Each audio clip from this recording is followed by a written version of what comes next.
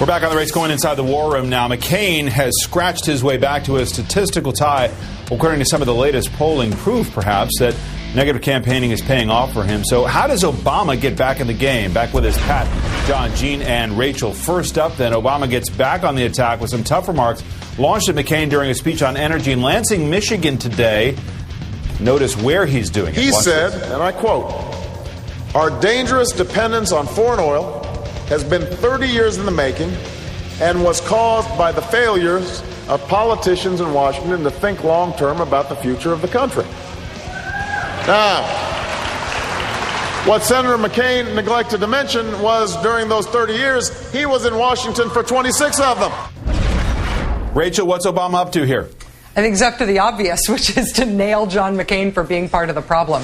I mean, this is senator versus senator, but there's the huge difference is how long John McCain has been in Washington. And McCain, part of McCain's great political potency is being able to say, you know what, I'm the guy who fights my party. I'm the maverick. I'm essentially outside the two-party system. I've been taking on the man. And to the extent that Obama can undermine that by saying, you're a permanent fixture in Washington, bozo. Right. You know, you're the guy who's you're the guy who you're complaining about when you complain about Washington. But not only that, John Hartwood, McCain has some traction of late because he's appeared to be activist on an issue that people want quick solutions for. And Obama's been lagging behind a little bit on the idea that, no, there are no quick fixes. It's got to be a long-term solution. That's not great politics all the time. Right. And so by making this long-term argument, he tries to undercut the idea that John McCain really is a man of action on this issue while having some flexibility on drilling and also on releasing oil from the Spro. Well, you mentioned the drilling, so that's next up. Battle over the oil drilling ban. It appears Obama has reversed his initial stance on offshore drilling, now saying that he's willing to drill in order to provide short-term relief. Remember, just a month ago, Obama was singing a very different tune. Listen.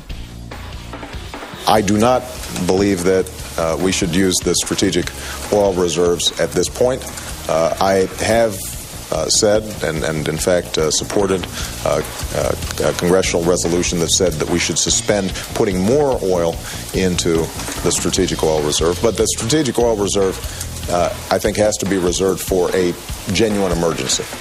All right, so this seems like a flip-flop. He's talking about tapping the reserves there. But not everybody agrees who's on the Obama team. John Kerry told Tom Brokaw on Meet the Press yesterday that Obama is not changing his views at all. The question is, though, Pat Buchanan, is he going to get caught on this? Sure, he's been flip-flopping all weekend on this, on the oil drilling offshore, the Spro as well. And I'm saddened, David, saddened to see the Kumbaya new politics abandoned by Barack Obama. He'd been running such a high-tone, high-level campaign, and I'm saddened to see it abandoned. Pat, I think what's happening is, I think the phrase is, everything is on the table. I think it wasn't that the phrase that McCain used about about taxes. Everything's on the table.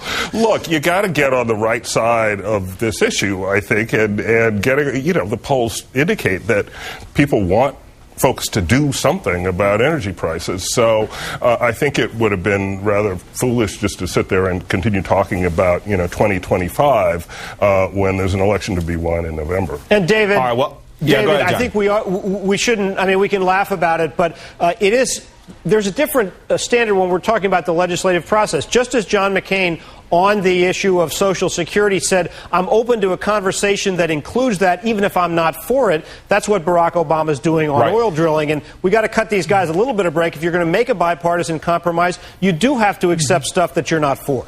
Well, and this is what's interesting. The oil drilling ban is obviously the hot topic this summer. McCain has helped put it there. He was back in front of the cameras and reporters today, calling on Obama, calling him naive, really, knocking his energy policy overall. Listen. We need to offshore drill for oil and natural gas. We need to drill here, and we need to drill now.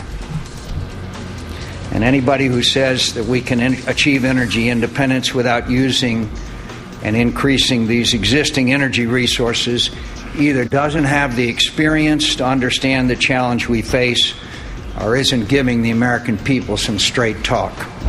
I mean, it's interesting, Rachel, is that McCain is using a similar pattern here. He's trying to turn the oil drilling argument that's gotten traction. And again, he helped create some of that traction by arguing for this over a series of weeks. He wants to turn it into the surge.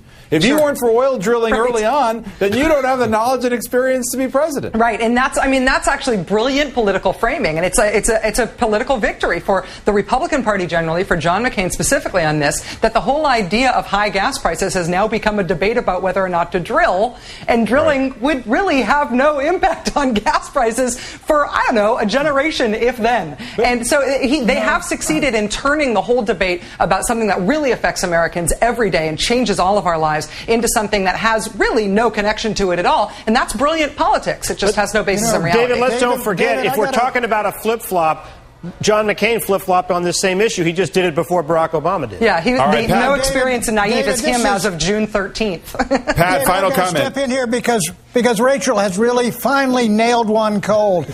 Look, when you got $4 gallon gasoline, $150 a barrel oil, and the Republicans are blaming Barack Obama for it, and they're succeeding with the issue and forcing him to change, that is a winner. Astonishingly good politics, a rarity for the Republicans lately.